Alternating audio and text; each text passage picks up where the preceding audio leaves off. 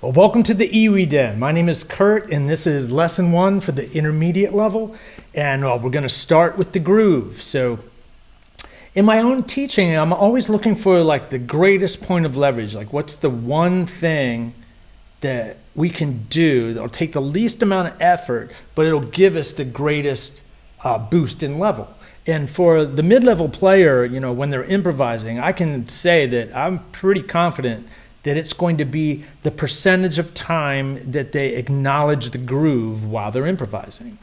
So let's talk about what that actually means. So the groove is, given whatever style of music you're playing, it's the pulse and the subdivision of the beat. So what I'm saying is we need to acknowledge the subdivision of the beat. So in a rock tune, dun dun dun dun dun dun, it's eighth notes. In a funk tune, it's 16th notes. In a swing tune, bass is walking, and it's eighth notes.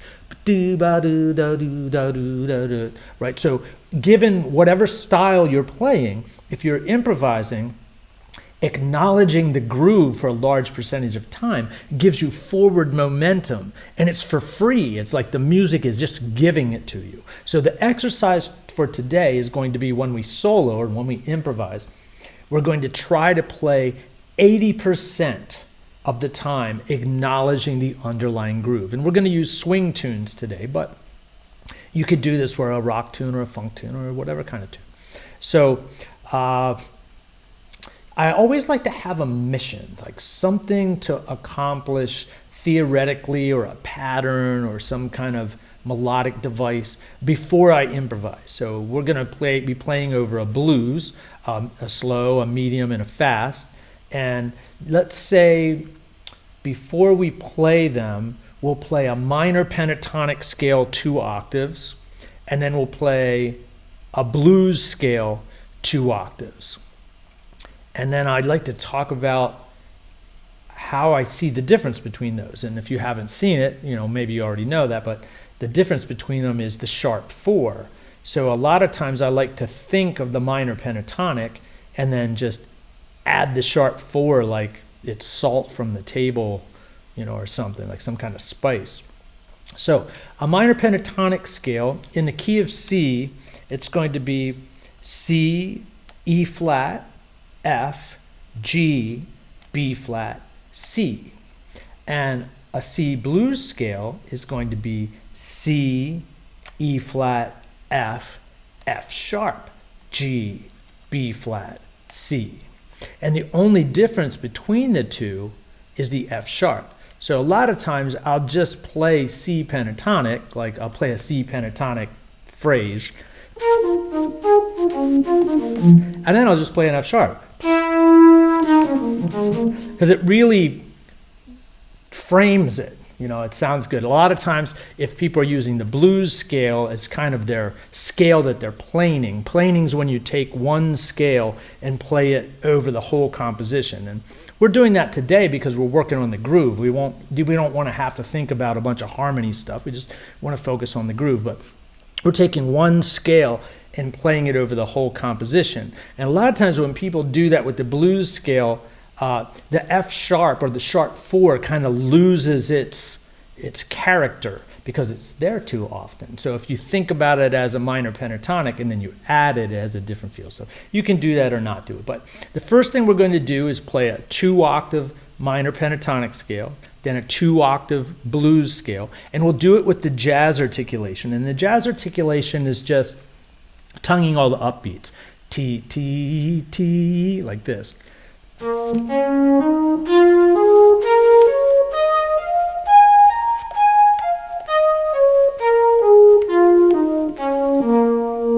That's a really great technique for lock into a swing groove, right? And then for the blues scale, it would just sound like this.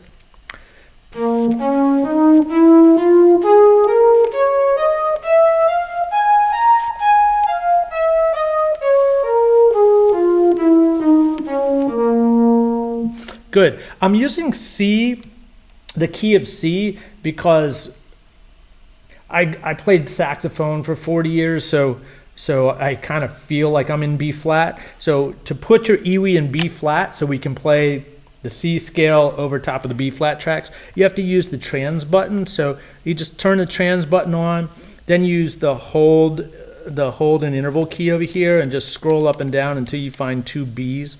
And that'll put your EWI in the key of B flat. So concert B flat will actually be a C. And that'll get us all set up. So here's what we're gonna do. And this is how I would practice this.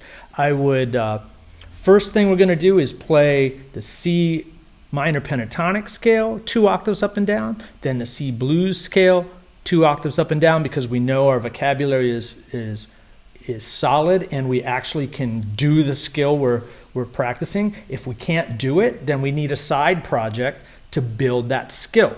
You know, like you just play this scale to the metronome until it's right, move it up a little bit, and keep doing that till you get to the target tempo.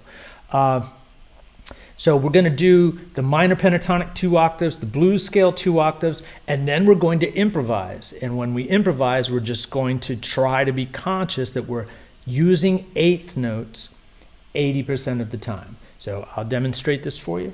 Here comes the B flat slow blues track.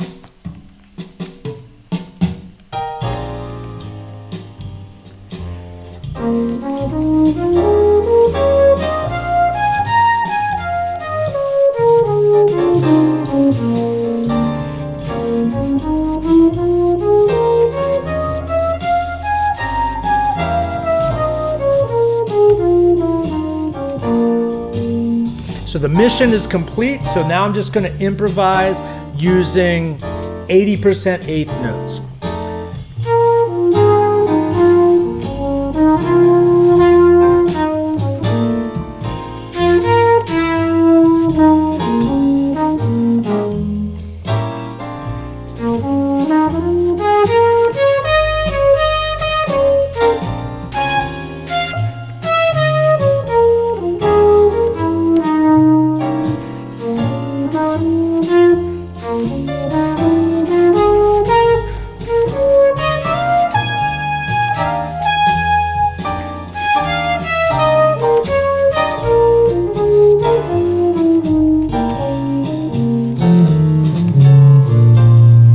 There we go.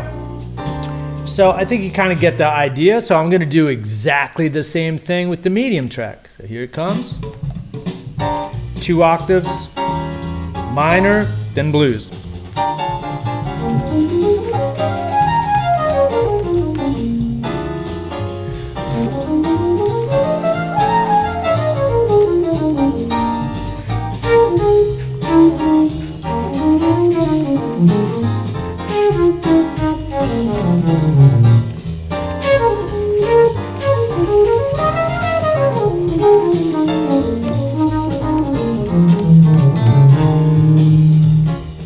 Kind of get the picture, right? So now let's move on to, here, let me make that stop. Move on to the fast blues in B flat.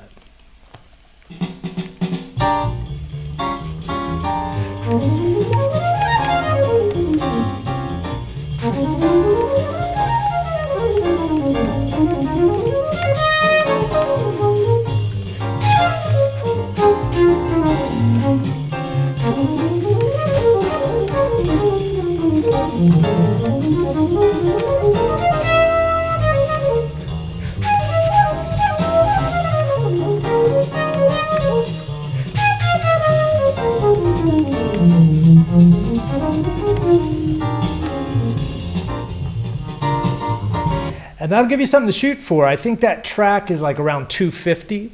So like that gives you some goals. I mean, we've got like, I don't know, the first track is probably somewhere around 80. I don't know, I didn't check it. I'll check it and I'll write it down in the den.